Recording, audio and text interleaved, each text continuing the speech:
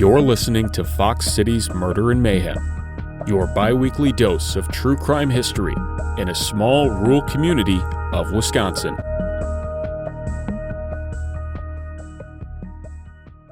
Hey everybody, welcome back to another episode of Fox City's Murder and Mayhem. I'm Eric. I'm Gavin. And we're back with another episode. Gavin's got what looks like a printed out newspaper article in front of him. It is, yep. So where are we venturing to today, Gavin? We are in Manitowoc.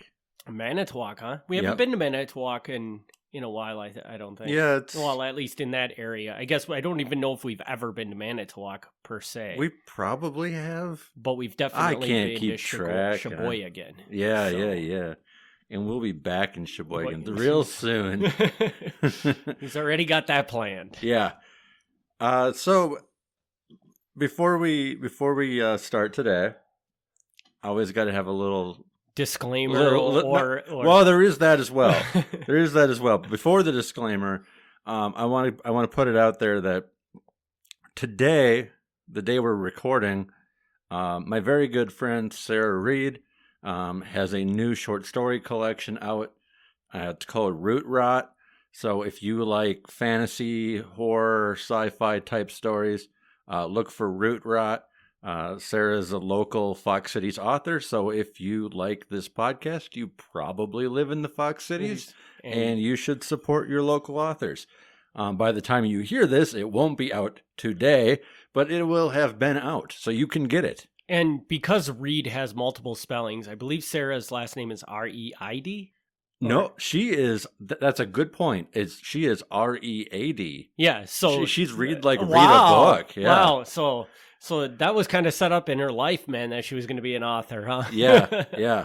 I knew it was a weird spelling. So. Yeah, so definitely, if that's something you're interested in, check it out.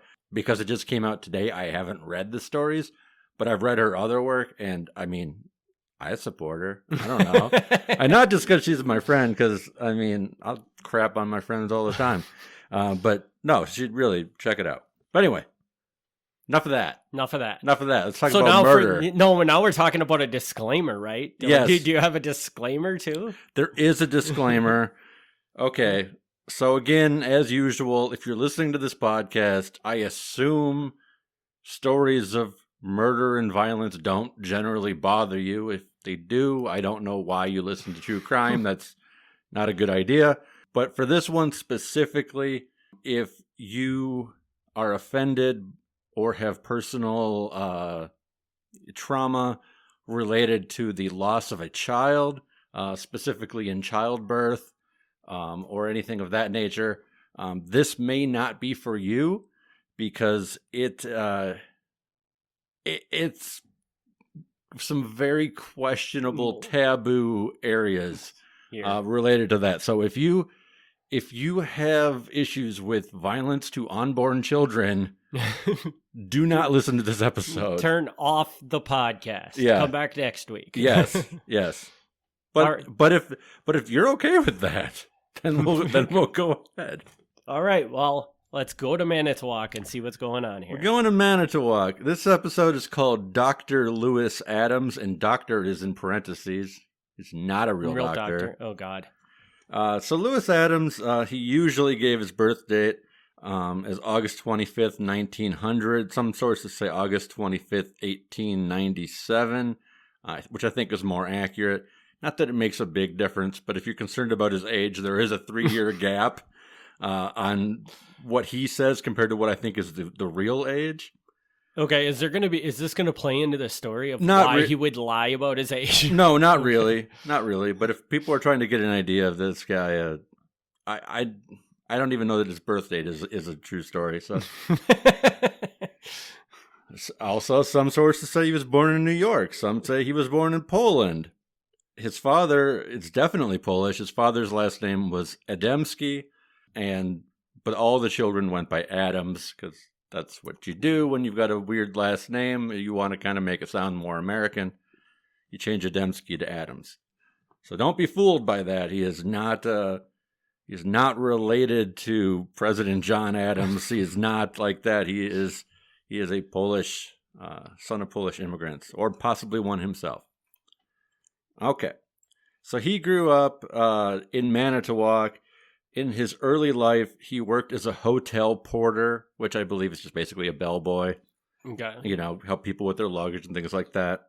Living with his family was also a contractor who did carpentry work. So, you know, apparently they needed to have another guy living with them to help pay for the rent, that sort of thing. But already, by 1938, he is now in his 30s. He is involved in what is going to be his life's work. He performs an abortion on a young woman in January 1938 using some kind of surgical instruments that he obtained from places that I don't know and probably don't want to know. Okay, now, before you move forward, just for everybody that's as stupid as me, 1938 abortion, illegal or legal? Very illegal. Okay. Very illegal. And even if it were legal, he's not licensed to perform medicine, to perform surgery, so he shouldn't be doing that. He was fined $350 for doing this. The judge, Henry Detling, warned him. He said, "We know this isn't your first time, and if you continue down this path, pretty soon you're probably going to find yourself facing a murder charge." That is the most far-seeing advice. You know, sometimes judges at sentencing will just say things because they're like, I really want to tell you how much this is not a good thing. But he nailed it. He nailed it with this one. Shortly after that fine, he was fined $350 in the beginning of 1938. He leaves Manitowoc in February 1938 on a short journey looking for a job that doesn't involve him doing illegal things. First he goes to Grand Rapids, Michigan, then he goes to Chicago. He ends up returning about 2 weeks later. I don't know if he knows this or not, but while he's on the road, they've issued another warrant for his arrest because they found another incident of him having done this thing he's not supposed to do. So in the second half of February 1938, when he comes back home, Adams is arrested in Sheboygan and brought to the Manitowoc County Jail. He was wanted for an abortion performed on 20-year-old Mary Ann Glashinsky, a Manitowoc bartender. I'm actually really surprised they printed her name, but they did. The charge was an automatic felony because Adams had 2 previous convictions on his record. He pleaded not guilty. The judge set a preliminary hearing. Adams said, "I am not guilty. As far as a preliminary hearing is concerned, well, I won't waive it or anything. I'll see my attorney and he'll attend to all that." The district attorney wanted a bond of $2,500. The judge set it at $2,000, but even at $2,000, Adams couldn't afford it, so he was stuck in jail for a while. We find out at trial that Glashinsky had been brought to Adams' house in Manitowoc by a married man. The procedure seemed to be a success, but later Glashinsky went to Wausau to visit a sister for the holidays and began to hemorrhage. She was brought to a Wausau hospital and barely survived her time there. Walter Drews, the chief investigator for the state health department, pushed for charges. He had actually been following Adams' career for years.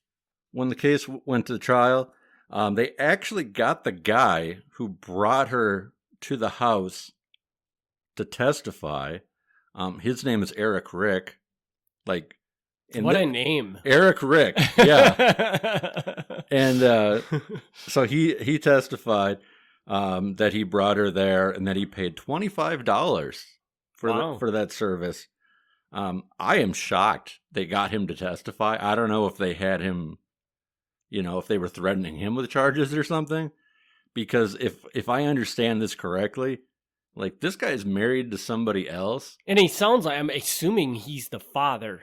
They never explicitly say that, but that's the way I read it. Yeah, that's also the way I would take it. Like the fact that he brought her there and paid for it implies that he's married and doesn't want a child with someone who's not his wife. Mm-hmm. So that's the way I take it. So I am actually surprised they got him to come forward because he was clearly trying to cover this up.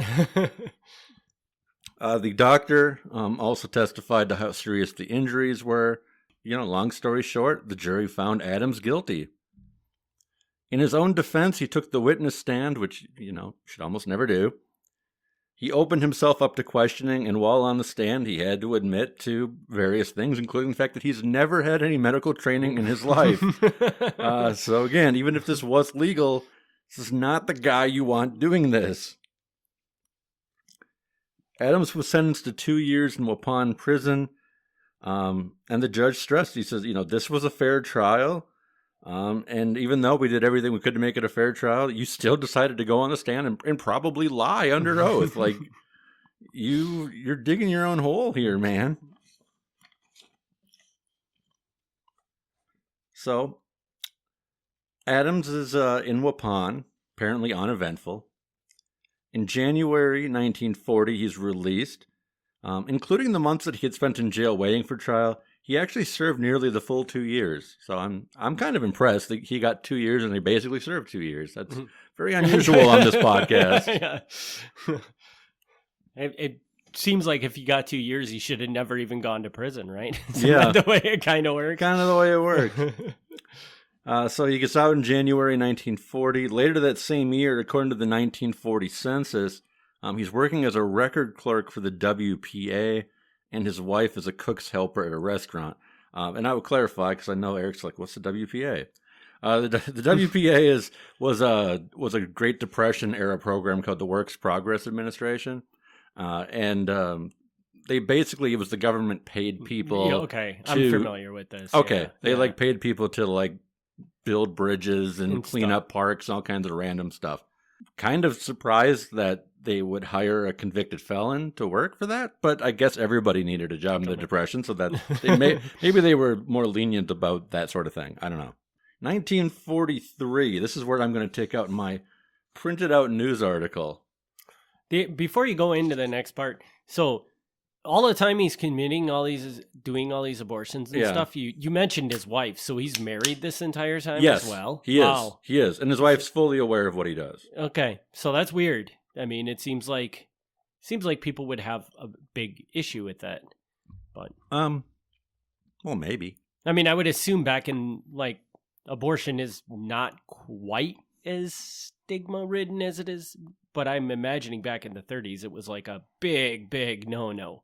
You just I assume, yeah, and it wasn't great. I mean, because we're we'll take a detour here for a second. I mean, this guy is not a doctor. Mm-hmm.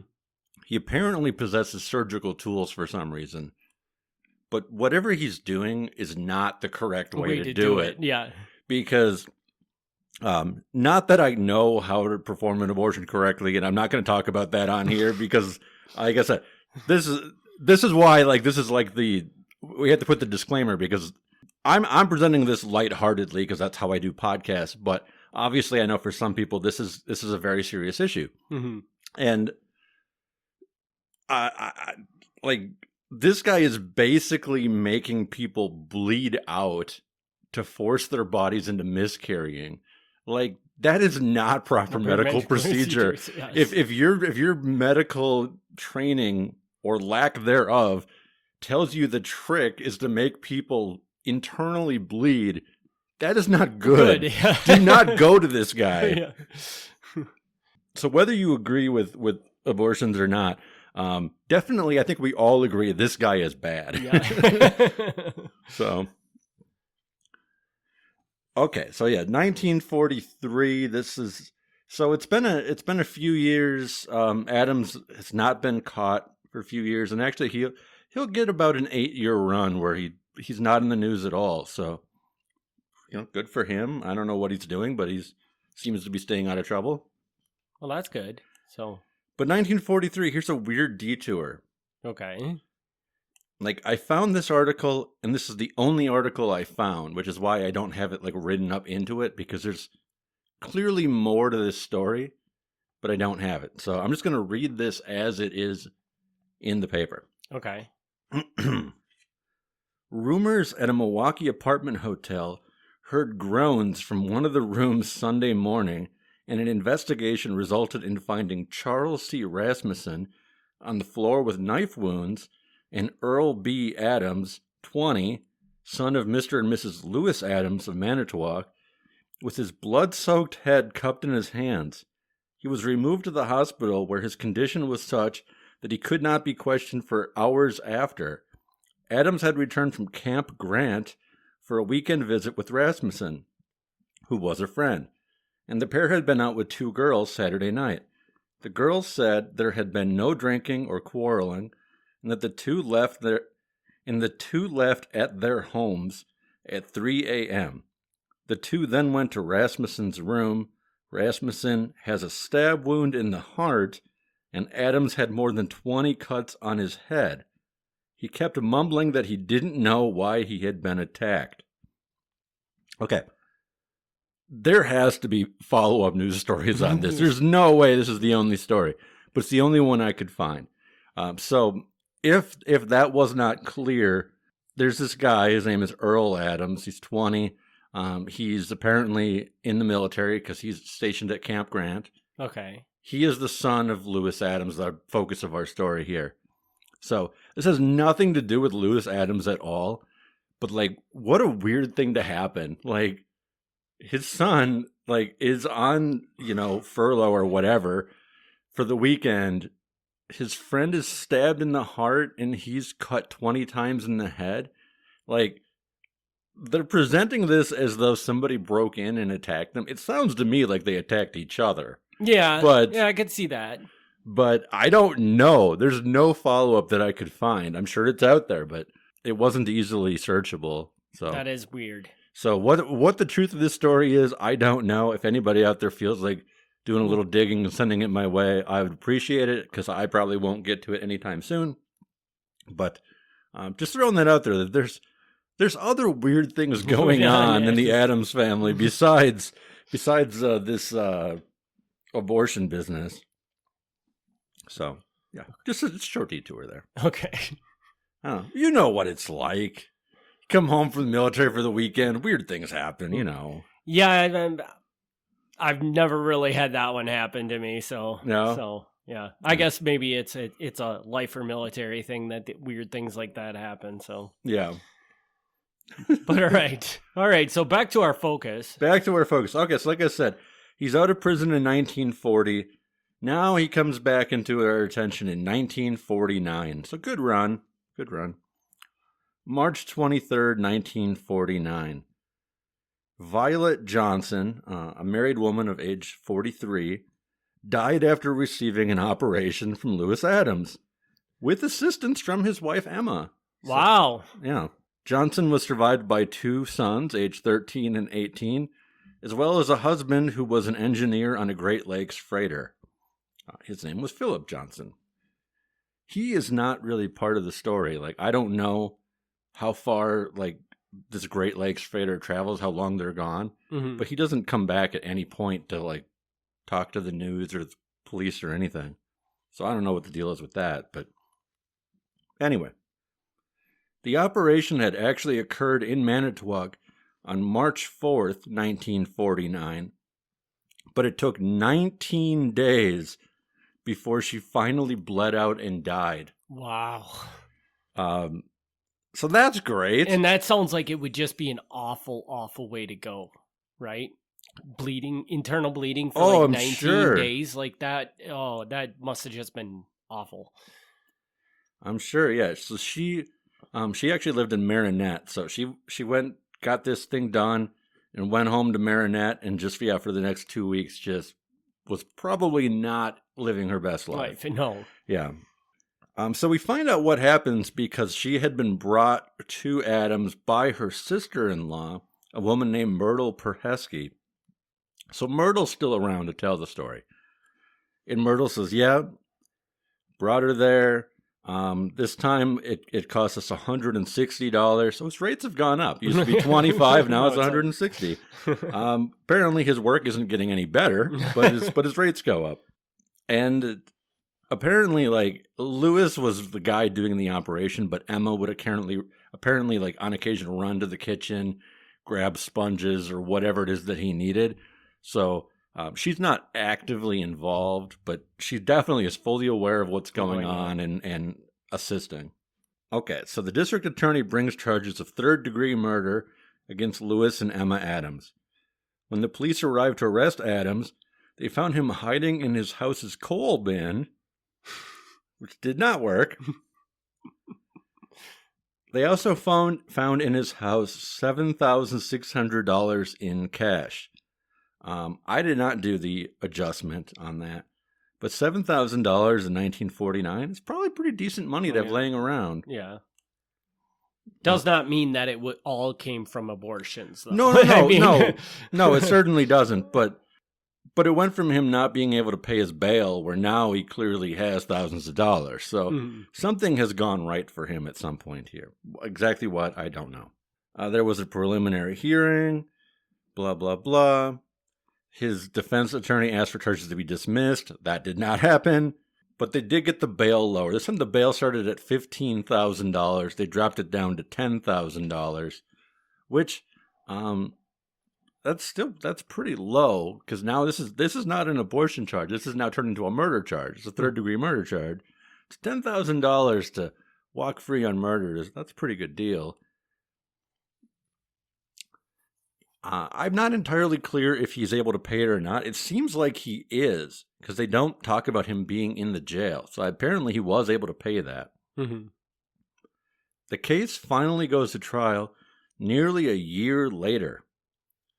The star witness was the sister-in-law, who explained step by step what happened at the Adams house and about how she saw money being exchanged.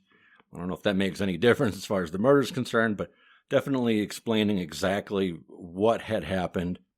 And the sister-in-law is the victim's sister-in-law. Correct. The Yes, victim's okay. sister-in-law, yes. Just want to clarify. They got Dr. Charles Kipp of Marinette, who testified that he was at the autopsy, and they found blood clots in both lungs of Violet Johnson. And in his opinion, a blood clot in the right lung was the direct cause of death, and that clot, he said, was caused by an abortion. Adams' defense attorney said that Johnson had asked for the abortion, and he actually turned it down. They said, what you saw was not what actually happened. They went in for a consultation. Adams said, I can't do it. When you go back out there, don't tell your sister-in-law that I can't do it. Just pretend that I did it. This was not a very believable defense. I'm confused, okay? So his defense is that she went into this other room, whatever room they used for the surgery, pretended to do the operation, and then left so the sister-in-law would think that they had done it. Wow, this does not sound very... The grasping at straws, to say the least, right? Yeah, that's, there's some good defenses you can use. I think saying that the whole thing was an act is not a great defense. Yeah. And I don't know, there's a lot of details that didn't get printed because the newspapers were obviously very sensitive about this type of thing. It's kind of funny how papers balance like this. Sometimes the papers are very over the top. Like when people used to commit suicide, the papers were overly gruesome and graphic. But I think they're sensitive to this issue, and they didn't want to explain more than they had to. But me not knowing the details, I feel like the correct way to have a defense against this is to say, she didn't die for over 2 weeks later. She died of a blood clot in her lungs. How can you prove the blood clot was caused by an operation 2 weeks ago? I'm not saying it didn't. I don't doubt that that's probably what it did. Probably related.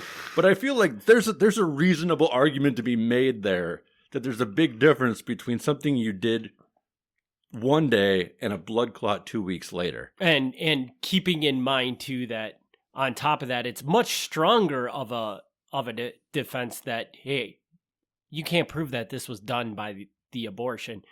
It's much stronger in the 40s than it is today because they have so much less technology to tell them what could have caused that death. So right. Well, that's what I'm saying. Like, I think they could reasonably get him for performing an abortion. I think, like, despite his goofy story, I think it's pretty clear that's what he did.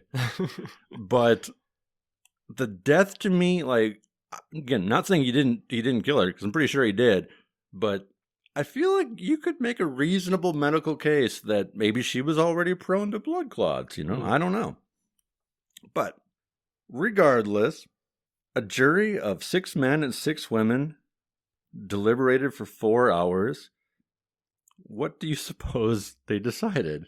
I would assume that they would find him guilty. They did. Yeah. They did find him guilty. Now, there was a thing here where they actually let his wife go. They dismissed charges against her. Okay. So she's clear. But yes, he was found guilty. Now, an interesting twist here is that the judge in this case is Judge Detling, and Judge Detling is the same judge in the beginning of the story who's like, someday you're going to get charged with murder. So, like, I don't know if he remembered that, but if he did, he's probably like, yep. What did I tell you was going to happen, man? So, there you go. The judge decided to give him a 10-year sentence in Waupun, which he could face a maximum of 14 years for the charge. So 10 years is decent. Mm-hmm. Adams appealed, and actually, a little bit later, the Wisconsin Supreme Court agreed with Adams and ordered a new trial. Now, what Adams had argued was that they had entered in too much information on his past convictions. Oh. And the Supreme Court agreed with that. The quote from Justice Edward Gale says, "This court has consistently held that proof of a former conviction of a defendant in a criminal action may be received, but nothing except the mere fact of the conviction may be shown."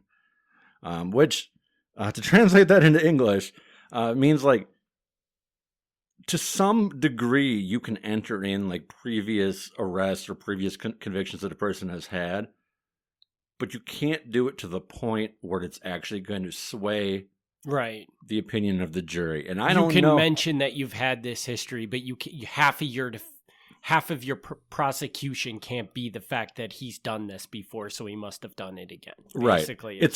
It's a weird balance, because if you're trying to get a guy for abortions and you say, we know you've done abortions in the past, yeah, that makes sense that you would do it again. But you have to be careful in how you present it, because you can do it the other way too, where, say, somebody had an abortion performed on them. They didn't know who. They arrested this guy, and he didn't do it. He's just some guy they knew who used to perform abortions. They go to trial, and they're like, here's one you did, here's one you did, here's one you did. The jury's going to hear that, and they're going to be like, seems like the kind of guy who would do that. Yeah. You know, that's not a fair way to put someone on trial, because there's nothing connecting him to this thing. So I'm just using that as an example, because I don't know specifically how much was brought out and what was brought out at this trial. But the Supreme Court did decide that apparently it was too much. So they sent it back for a new trial. So I'm assuming this guy must have gotten a new lawyer for his appeal. Probably. Because his defense was terrible. His defense was terrible. But honestly, his appeal was rather brilliant. I mean, yes, it was well thought out and a legit way to get himself a new trial. So yes. So at the second trial, he was convicted again, but apparently had a much better defense the second time, because instead of the possible 14 years and the 10 years that he got, he was only given 3 years. He was out in less than 2 years, and then released from parole less than a year after that. Shortly after his release, he moved to California. Get the heck out of there. One final thing that happened to him in May 1956, just a couple years after he's out and moved to California, Adams was swept up in the Mark Catlin parole scandal.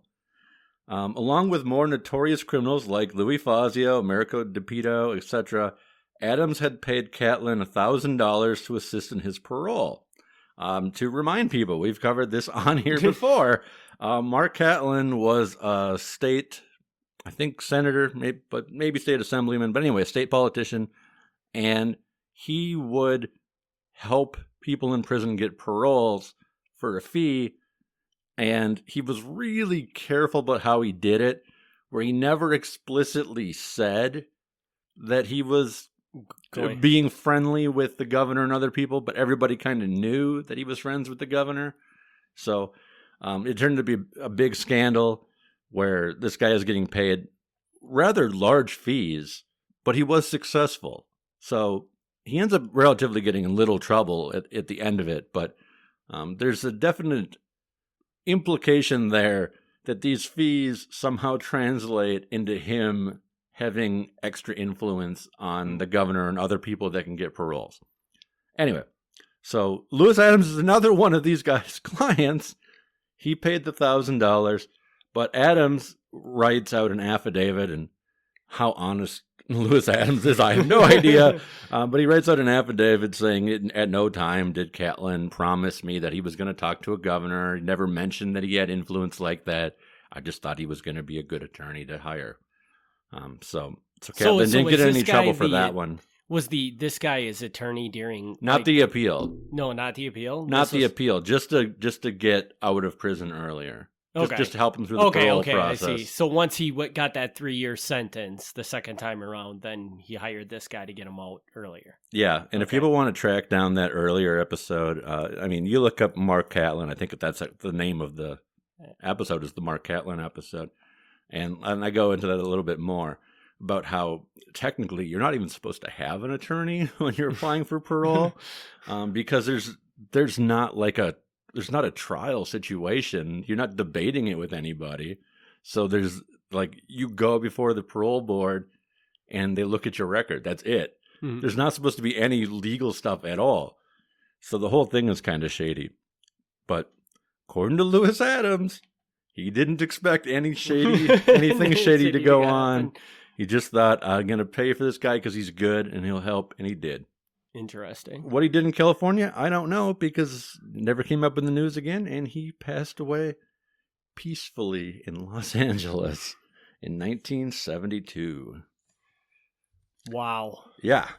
Okay. Woof. So now the interesting question that comes up is, how many people like this could you find in history? Because I'm sure this? Yeah. Well, that was what they did. They did illegal abortions. I bet you back in those days, man, that wasn't very uncommon. Well, No. I can speak to that a little bit because this is something that comes up in the organized crime mafia stuff, because the mafia guys who are also involved in prostitution generally know a guy who does this sort of thing. Right. Because one of the side effects of prostitution is sometimes you get pregnant. Mm-hmm. And generally speaking, you don't want that baby. Mm-hmm. Again, I know this is not a fun topic. This is not something that some people really want to hear a lot about. But again, I'm going to keep it as light as I can. The cases that I know of they generally hired real doctors. Okay. So it wasn't legal for the doctors to do it either, but they at least knew what they were doing. Right. Yeah. Well, in theory, they knew what they were doing, because I'm pretty sure you didn't go to medical school and get taught how to do an abortion. But you're probably a lot safer having a doctor do it than some guy. No, I don't think they were specifically taught how to do abortions. But if you go to an OBGYN or whatever the equivalent of that was at the time, I don't know if that was what they were called. But they know. They understand. They know the parts that they're looking at and how to make things work the way they're supposed to work or not work the way they're supposed to work. They're not just going around cutting things so. It's a better move. That, and hopefully they have something with them like anesthesia or something. Better than going to some guy's kitchen. Right, and it also sounds like this guy just kind of did the surgery and said, "Okay, have a good day." Yeah. Best of luck to you. Yeah, if they were lucky, maybe they got a bottle of Advil. Yeah. And really you should probably following up, like how are you feeling after it? Does anything feel wrong? Blah blah blah. But he's not a doctor, so yeah, but he can't help with that. So yeah. So then I'm curious. So maybe we'll tell that story on the Milwaukee Mafia podcast someday, because there was a doctor who got in some serious trouble for that out of Beloit. He was working with the guys doing that. Okay. Yeah. So the other thing, good way to lose your medical license. Tell you that. The other thing that I found interesting is that you had mentioned that he had $7,000 or something in his possession at the time when they picked him up, or whatever.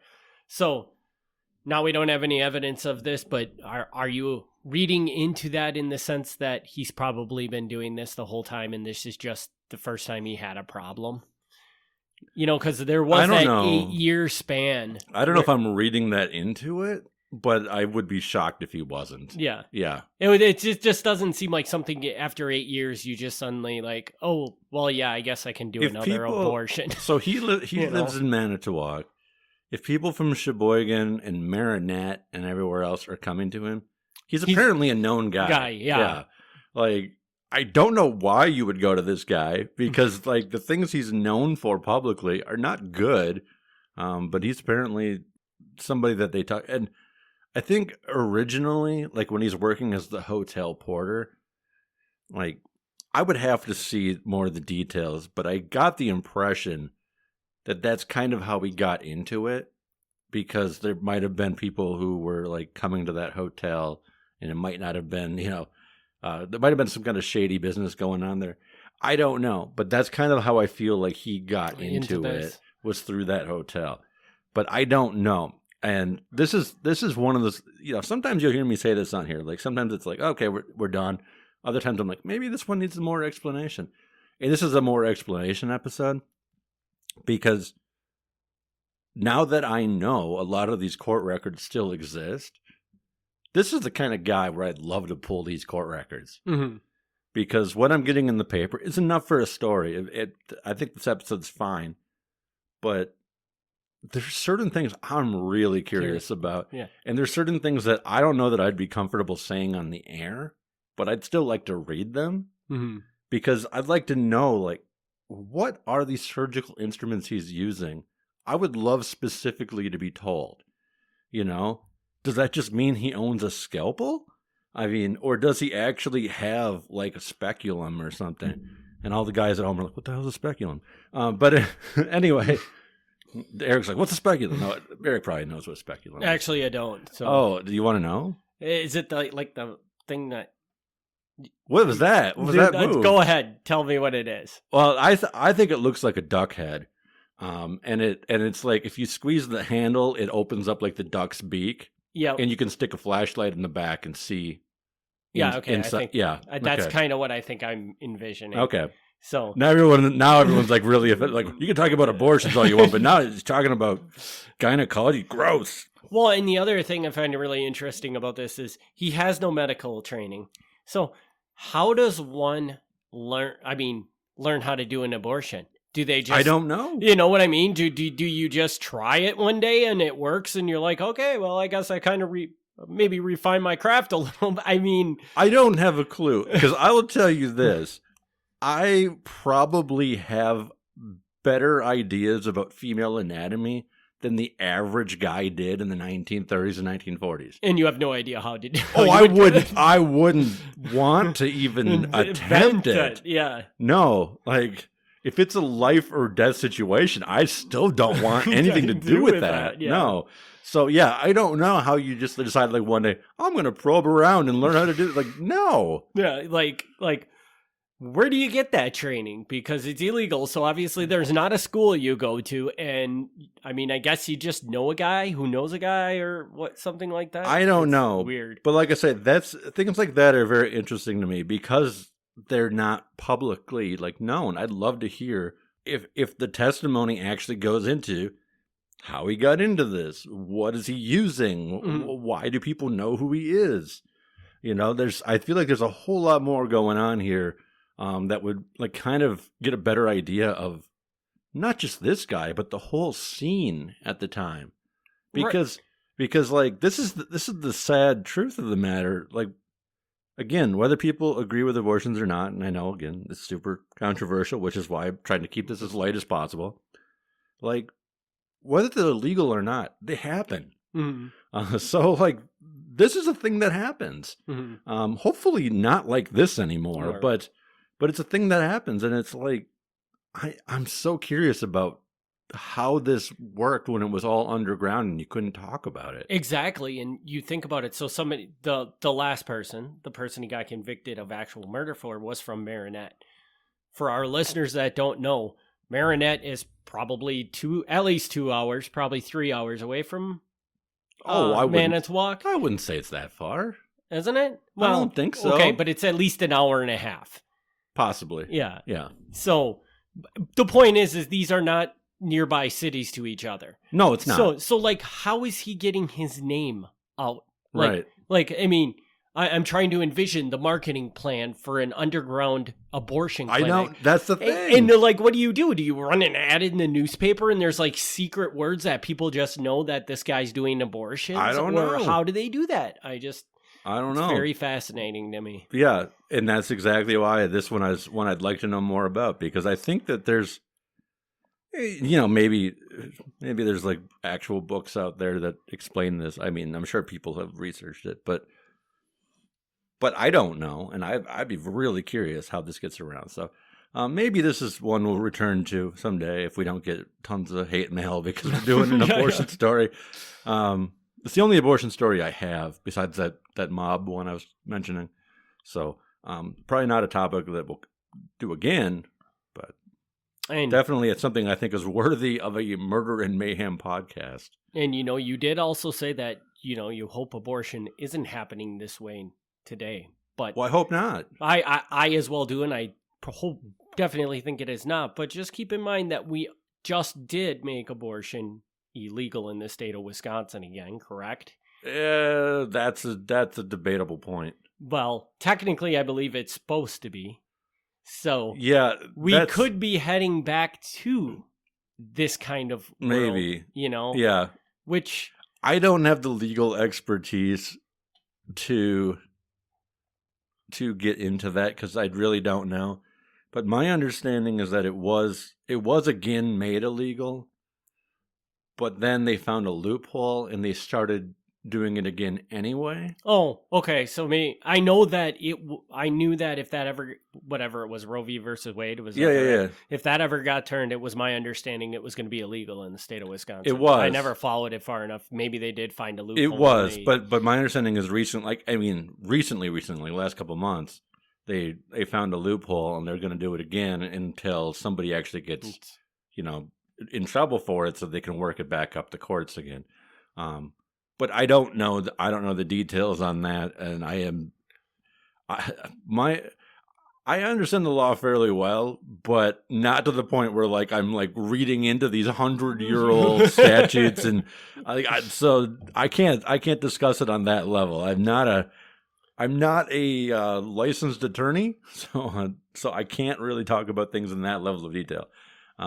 Right, but I guess the point of me saying that is that, okay, whether it's illegal in Wisconsin or not, we are moving in a direction where it could become illegal again. And these are the things that generally speaking, it's a lot more illegal in the United States now than it was a year or two ago. Yeah. Yeah. So we're heading back to a world where we're opening it up to this kind of abortion. You said earlier, regardless of the legality. You're trying to get me in trouble. Regardless of the legality of it, people are going to do this, and I'm trying to be as uncontroversial as possible. I'm not. Don't trick me into making political statements. So, but with that, we'll leave that be. I just think that that's an important thing to mention. Yeah. Regardless of how you feel about it. Yeah. So, but with that, we'll just wrap this episode. Yeah. How do you like that? Yeah, that got weird. But okay. So I'm not 100% on what next time is. I do have a Sheboygan story. It may be next. I've also got a Christmas story that I'd like to tell. So I guess we have to check the release schedule and see how close to Christmas we're getting. So I'd like to save that one for Christmas. Well, I was under the understanding that we were taking December off. Yeah, well. Yeah, well, we'll see. Okay. More on that then, because this was my understanding that we weren't going to do new episodes for Christmas or for December, but we'll talk about that offline. Yeah, and figure that okay. out. Well, So- maybe we'll get it. Maybe we'll do it for Thanksgiving then. So with that, we'll wrap this episode up. We thank everybody for tuning in. We'll see you on the next one. Bye. Thanks for tuning in to Fox City's Murder and Mayhem. Join us in 2 weeks for another exciting episode of Murder and Mayhem.